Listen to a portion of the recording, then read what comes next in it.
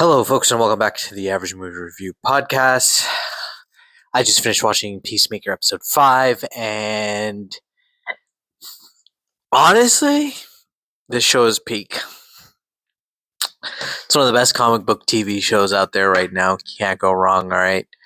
Um, this episode was really, really good. I actually enjoyed this episode a lot.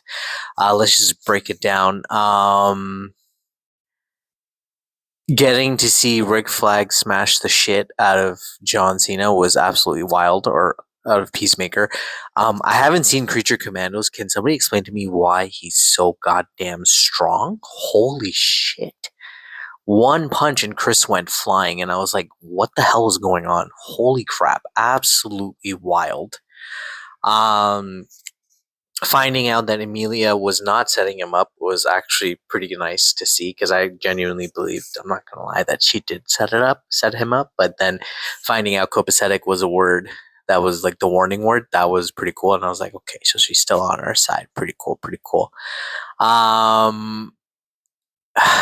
don't even know, like, everything is setting up so well for what will be the last 4 episodes, I think, or whatever, 3, 4 episodes. And I know that people have been saying that episode 6 and going forward are absolutely freaking insane.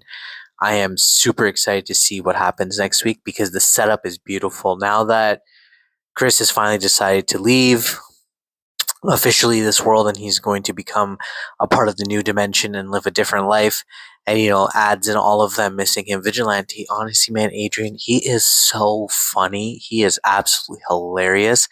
It makes me really wonder if, like, if they had discovered him maybe a couple of years ago. I don't know, he's probably a young guy, so he's probably would have been that old, but maybe he could have been Deadpool, honestly. Like, I'm sorry, but every episode I watch, I'm like, this guy would be a freaking perfect Deadpool. And it is so sad that, like, we'll never know that potential. Maybe in an alternate universe he plays Deadpool, but, like, oh, the actor's so it's so perfect, man. So perfect, and I absolutely love it.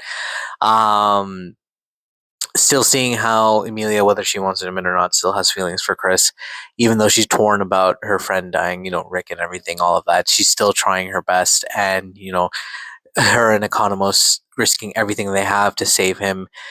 What I didn't like, I don't know if people will agree with me. I didn't like Rick Flag and the Bordeaux part, like where they're showing that there might be a little bit of a love interest or whatever it is. I don't like that. I don't think that was needed. I think their relationship should have stayed platonic. I don't think we needed to further advance that relationship. Tim Meadows is fucking hilarious. Oh my god, that man is so funny. Holy crap! At Flurry adding him to this season was a brilliant, brilliant idea. Absolutely fire. James Gunn is the gun did not miss. Like, it's the gunshot. You know what I mean? Perfect casting, and he is so funny.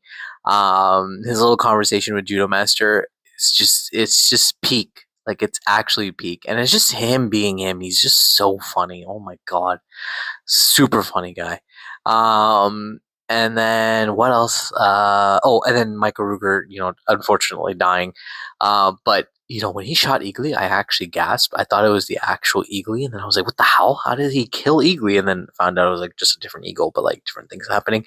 And then him dying again, a satisfying death to say the least. Shout out to Michael Ruger for making it possible and coming in for the 3 episodes. We loved him. I loved him. Our 2 episodes, absolutely funny guy, super hilarious, and he played his part pretty well. But I absolutely loved um, the scene where he got killed, because it was just so poetic. It was actually pretty funny. So awesome scene there. Uh, I did not know John Cena was left-handed when he was writing that notes, but you could feel the emotion though, and that's one thing this show does really well that a lot of other shows I feel like kind of fall flat on. The emotional weight of realizing or coming to the realization that maybe there's another world out there for you, a better life, and choosing to leave everything you have here, even though yes, you do have some good, good things to keep you here is not enough. Like it makes you wonder, like, if you had the opportunity as a person, would you trade your lives and go to an alternate dimension where your life is significantly better, right? So there's always that too. And I think that's a really dark question in that sense. It really makes you think, and they're doing that in this show, right? Like he had multiple reasons to go. He could have stayed, or he should have stayed, but he didn't, right? And he couldn't handle it anymore. And he realized that, like he said in his note, like, there's no redemption for me here. Like, I made too many mistakes and I can start fresh somewhere else where I belong and where people love me and I can have what I want. So hey, it's a fair point, and I don't blame him for going there, but I think the way it took him, like it put like this the episodes leading up to this moment really pushed Chris's character to make that decision, right? Like there was a time where he was a little wishy-washy, but now he was so determined after everything that happened. He realized that there's just no saving him from here. There's no redemption. There's nothing he can do to make things right here. So great, great way to build up the story. It took some time, but I see the vision, and honestly, it's perfect. I love the way that they've built up the story. It's not like just like he just goes into an alternate dimension and then he just like stays there. No, there's a reason. There's a logic behind it. There's a story behind it. There's an emotional weight to it, and now it makes perfect sense. And for him to go back there is absolutely wild. And then Judo Master following him in, which I'm really excited to see, because I feel like if the theory is true about this being Earth X and everybody's racist and there's no other person of color or whatever there, um, it would be so funny for them to interact with a Chinese person. I can't wait to see what their reaction is, because I know for a fact Chris's dad's going to be super fucking racist, and I can't wait for that. I know that's a bad thing to say, but I can't wait for it. I think that's going to be so funny to watch. And then ads is going to be there too. Even that's even more crazier. So that's going to be a lot of fun to watch as well. But yeah, I'm super excited for the next episode. It looks fucking fantastic, and I gotta say, James Gunn is truly building a world that I think Marvel failed to do, in terms of TV show and movies and like connecting both cinematic universes together. I think Marvel failed to do that. Marvel was successful. Don't get me wrong. Marvel was successful with Agents of Shield. I did a whole video on it. You can go take a look. I talked about that, where everything that was happening in the cinematic universe was affecting the show, whereas right now the shows are affecting the cinematic universe, which shouldn't be the case in my opinion. I think it should be the movies affecting the show, and if you watch the show, you don't miss out on watching the movie. So there's nothing really super connected. It's just their own thing happening in their own world. So if you choose not to watch it, it's okay. Whereas here in DC, now he did say it directly leads to Man of Tomorrow.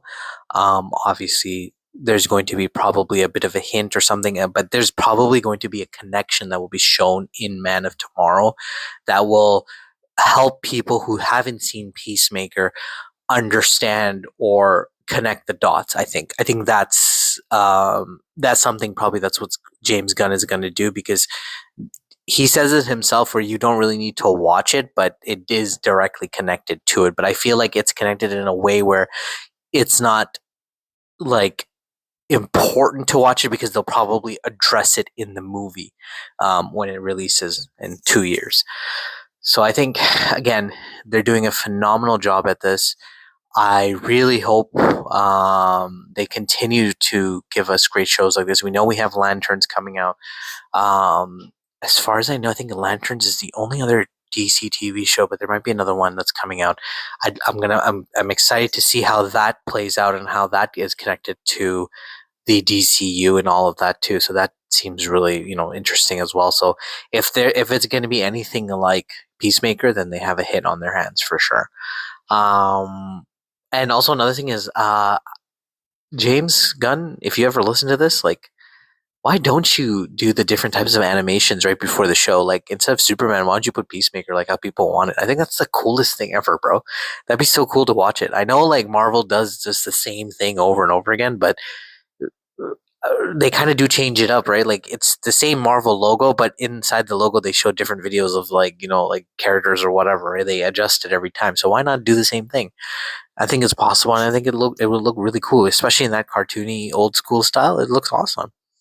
But yeah, overall, fantastic episode. Solid. I want to. Yeah, hell, I'm gonna give it like a 9 out of 10. I enjoyed that shit thoroughly, and I'm super excited for next week. I cannot wait to see where this takes us. So yeah, so let me know what you guys think in the comment section below, and catch me in the next one. Have a wonderful day, guys.